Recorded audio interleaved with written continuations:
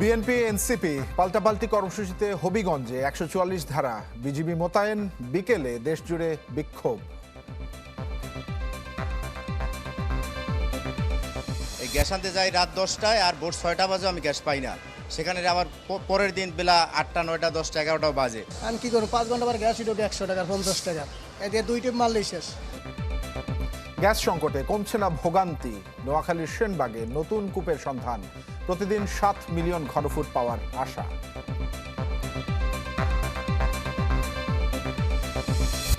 জুনে ব্যবহার না বাড়লেও দ্বিগুণ বিদ্যুৎ বিলের অভিযোগ গ্রাহকদের, বিইআরসিকে খতিয়ে দেখার তাগিদ।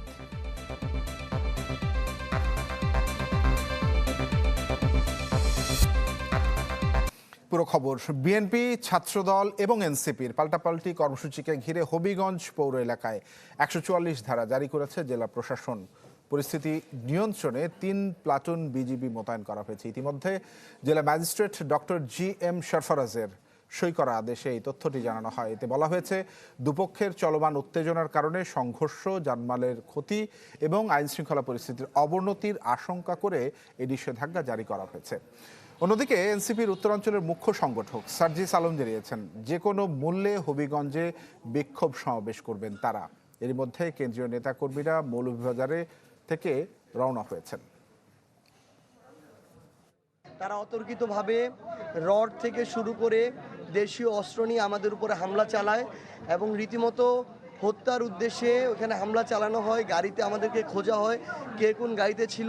আমাদের যেটুকু রাজনৈতিক অধিকার সেটুকু আমাদেরকে করতে দিতে হবে। এখানে যদি কোনো বাধা দেওয়া হয় তাহলে আমরা মনে করি রাজনৈতিকভাবে সেটা আমরা মোকাবেলা করব।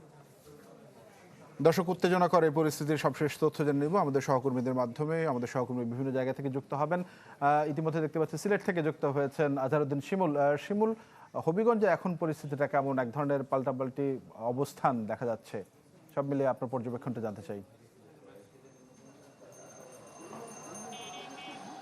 তানবীর, হবিগঞ্জ যে পৌর এলাকা রয়েছে সেখানে 144 ধারা জারি করেছে জেলা প্রশাসন এবং এই 144 ধারা জারির পর কিন্তু উত্তপ্ত অবস্থা আসলে বিরাজ করছে এবং আমরা দেখেছি পুরো শহরে আইনশৃঙ্খলা বাহিনী মোতায়েন করা হয়েছে এবং বিশেষ করে বর্ডার গার্ড বাংলাদেশ বিজিবির 3 প্লাটুন মোতায়েন করা হয়েছে, পাশাপাশি পুলিশের যে ফোর্স এবং একই সাথে আমরা দেখেছি র্যাব 9-এর সদস্যদের আমরা দেখেছি টহল দিতে।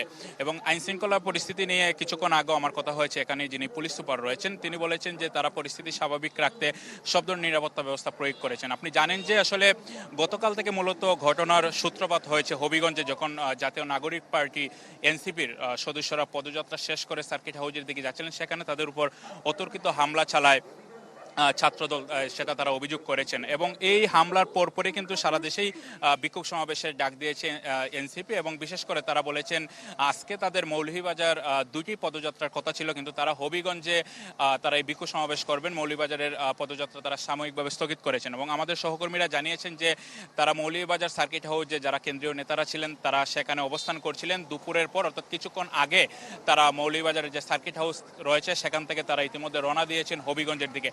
এখনও তারা আসলে হবিগঞ্জের যে প্রবেশ মুখ রয়েছে বিশেষ করে শায়েস্তাগঞ্জ এলাকায় সেখানে আসলে তারা এখন পর্যন্ত পৌঁছাতে পারেনি। ধারণা করা হচ্ছে যে আধা ঘন্টার মধ্যে আমরা যে সার্কিট হাউস এলাকায় রয়েছি সেখানে তারা এসে পৌঁছাবেন। এবং এখানে আমরা দেখেছি বিশেষ করে আইনশৃঙ্খলা বাহিনীর সদস্যরা কিন্তু তৎপর রয়েছেন। তারা বলছেন যে কোনো ধরনের অপ্রীতিকর ঘটনা এড়াতে তারা সদা প্রস্তুত রয়েছেন।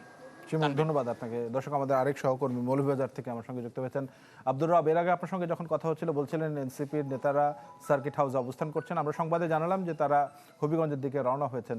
সব মিলিয়ে সবশেষ তথ্যটি জানাবেন।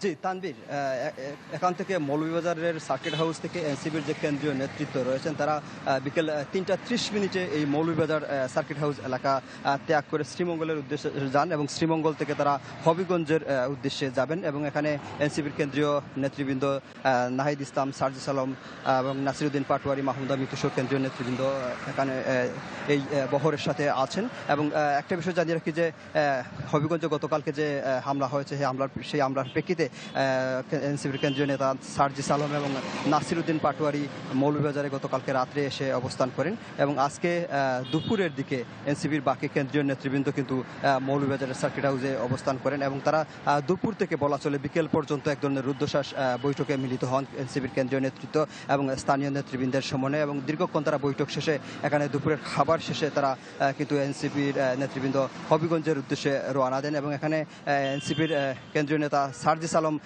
গণমাধ্যম কর্মীদের সাথে কথা বলেন এবং তিনি জানান যে তাদের শান্তিপূর্ণ এই আন্দোলনে হবিগঞ্জে যে ছাত্রদল এবং যুবদলের নেতৃবৃন্দ তারা হামলা চালিয়েছে এবং এটা তারা প্রধানমন্ত্রী তারেক রহমানকে দোষারোপ করেছেন, ছাত্রদলকে দোষারোপ করেছেন এবং টোটাল যে পরিস্থিতি এই পরিস্থিতি দায়ভার ছাত্রদল এবং প্রধানমন্ত্রী তারেক রহমান নেবেন এরকম আমাদের তিনি গণমাধ্যম কর্মীদের জানিয়েছেন। তো সব মিলিয়ে বলা যায় যে এনসিপির নেতৃত্ব হবিগঞ্জের উদ্দেশ্যে রওনা দিয়েছেন। হবিগঞ্জে যদিও 144 ধারা জারি রয়েছে, এর মধ্যে তারা হবিগঞ্জে পৌঁছার জন্য রওনা দিয়েছেন। তানভীর।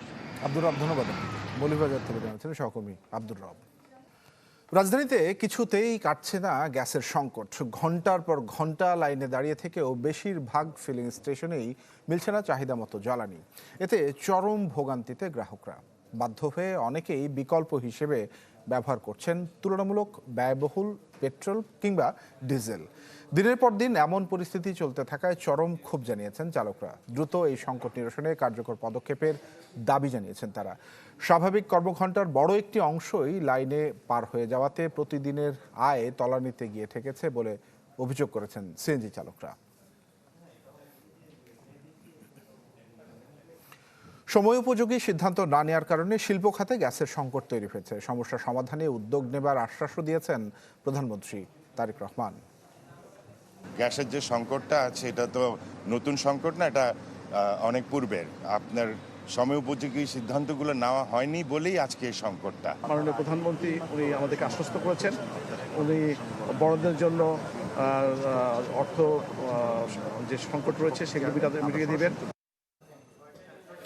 এদিকে সংকটের মধ্যে আসার খবর হলো নোয়াখালীর সেনবাগে সন্ধান মিলেছে নতুন গ্যাস কূপের। ৪৫ দিন খনন এবং ১৫ দিন পরীক্ষা নিরীক্ষা শেষে জানা যাবে মজুদ গ্যাসের পরিমাণটি। মঙ্গলবার নতুন এই কূপের খনন কাজ শুরু করে বাপেক্স। সেখান থেকে প্রতিদিন ৭ মিলিয়ন ঘনফুট গ্যাস জাতীয় গ্রিডে যোগ হতে পারে বলে প্রাথমিকভাবে ধারণা করা হচ্ছে। বাপেক্স জানিয়েছে প্রাথমিকভাবে কূপের বাটির নিচে ১৫৫০ মিটার খননের লক্ষ্যমাত্রা নির্ধারণ করা হয়েছে। আর ১৩৬১ মিটার এবং ১৪৫০ মিটার মাটির নিচে ২টি জোনে প্রাকৃতিক গ্যাস মিলতে পারে বলে আশা করা হচ্ছে।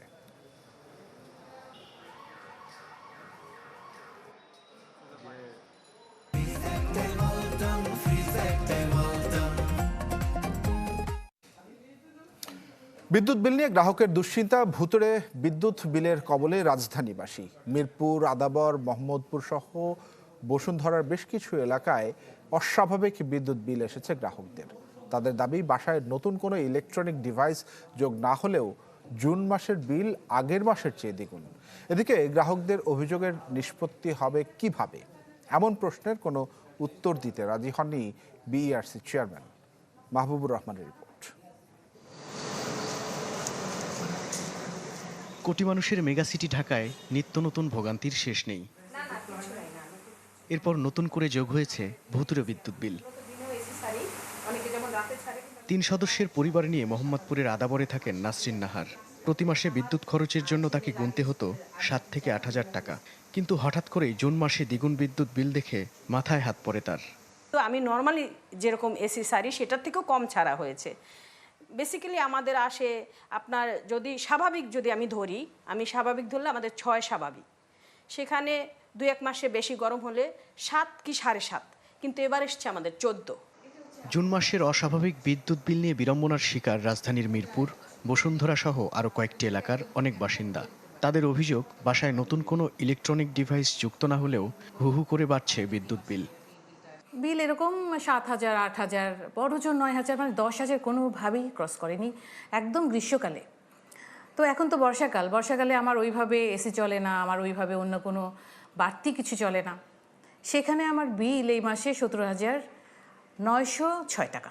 জুনে হচ্ছে ১৬,৫০০ টাকা বিল আসছে আমার, যেটা একদম না, আমাদের সাথে সামঞ্জস্যই হচ্ছে না, কারণ এই কারণে যে আমরা জুনের 1 তারিখ থেকে 15 তারিখ পর্যন্ত আমরা দেশের বাইরে ছিলাম। অস্বাভাবিক বিদ্যুৎ বিলের অভিযোগ নিয়ে কথা বলতে চাইলে রাজি হননি বাংলাদেশ এনার্জি রেগুলেটরি কমিশন বিইআরসির চেয়ারম্যান। যদি এই সমস্যা সমাধানের এখতিয়ার তাদেরই। প্রথমত বাসা বাড়িতে আর দেবে না। জ্বালানি বিশেষজ্ঞ বলছেন, অস্বাভাবিক বিলের অভিযোগ দীর্ঘদিনের হলেও সমাধান দিতে ব্যর্থ হয়েছে বিইআরসি। ফলে নানান ব্যাখ্যা দিয়ে দায় সারতে হচ্ছে সেবাদানকারী প্রতিষ্ঠানগুলোকে।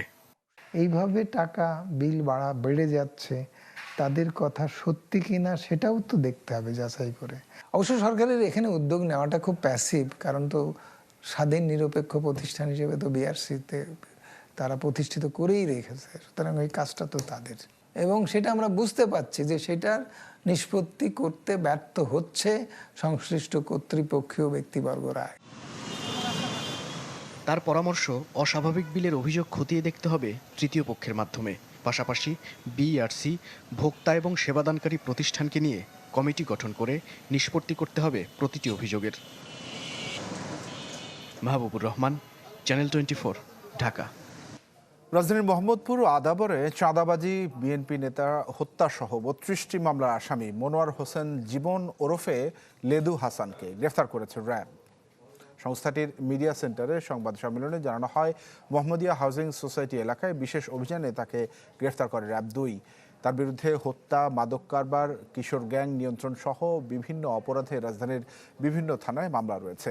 মোহাম্মদপুরের নবোদয় হাউজিং ইউনিট বিএনপির সাধারণ সম্পাদক আবুল বাশার বাদশাহ হত্যার মামলার আসামি তিনি। সংবাদ সম্মেলনে র্যাব 2 এর প্রধান দাবি করেন, মোহাম্মদপুর এলাকায় অপরাধ কর্মকাণ্ড কমে এসেছে। এদিকে পুলিশের হাতে ধরা পড়ল চট্টগ্রামের শীর্ষ সন্ত্রাসী ডেভিড ইমন। ভোরে যশোর থেকে 3 সহযোগী সহ গ্রেফতার হয় সে। পুলিশ জানায়, ভারতে পালানোর উদ্দেশ্যে যশোরে অবস্থান করছিল ডেভিড ইমন এবং তার সহযোগীরা। গ্রেফতারের পর এই দুর্ধর্ষ সন্ত্রাসীকে নেওয়া হচ্ছে চট্টগ্রামে। তার নামে হত্যা ও চাঁদাবাজির 8টি মামলা রয়েছে। বিদেশে পলাতক শীর্ষ সন্ত্রাসী বড় সাজ্জাদের বাহিনী চালাতো এই ডেভিড ইমন, যার আসল নাম মোবারক হোসেন ইমন। গেল 13 জুলাই চট্টগ্রামের বাকলিয়ায় ইন্টারনেট সেবাদানকারী প্রতিষ্ঠান ডিডিএন এর কাছে 2 কোটি টাকা চাঁদা চেয়ে না পেয়ে হামলা ভাঙচুরের ঘটনায় তুমুল আলোচনায় আসে সে।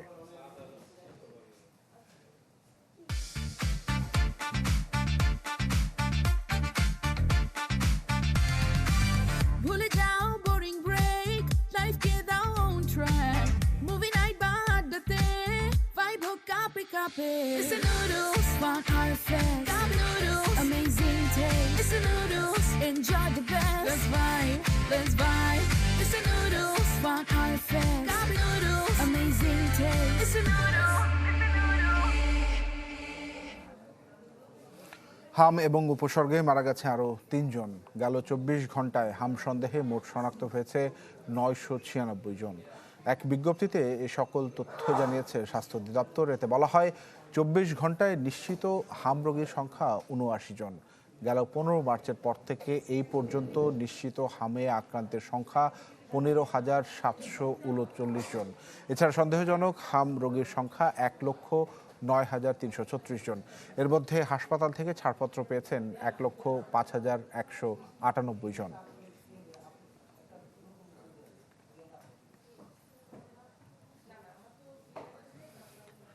পরিবেশ ও বন্যপ্রাণী রক্ষায় সরকার জিরো টলারেন্স নীতি গ্রহণ করেছে, এই কথা জানিয়েছেন পরিবেশ বিষয়ক মন্ত্রী আব্দুল আউয়াল মিন্টু। বিশ্ব বাঘ দিবস উপলক্ষে রাজধানীতে এক আলোচনায় তিনি বলেন, সুন্দরবনের বাঘ সুরক্ষায় টাইগার রিকভারি প্ল্যান তৈরিতে উদ্যোগ নিয়েছে তারা। পরিবেশ ও জীববৈচিত্র্যে সামঞ্জস্য না আনতে পারলে টেকসই উন্নয়ন সম্ভব নয় বলেও মন্তব্য করেন মন্ত্রী। বিশ্বে বাঘের সংখ্যা দ্রুত কমে যাচ্ছে জানিয়ে সবাইকে সচেতন হবার আহ্বান জানান আব্দুল আউয়াল মিন্টু।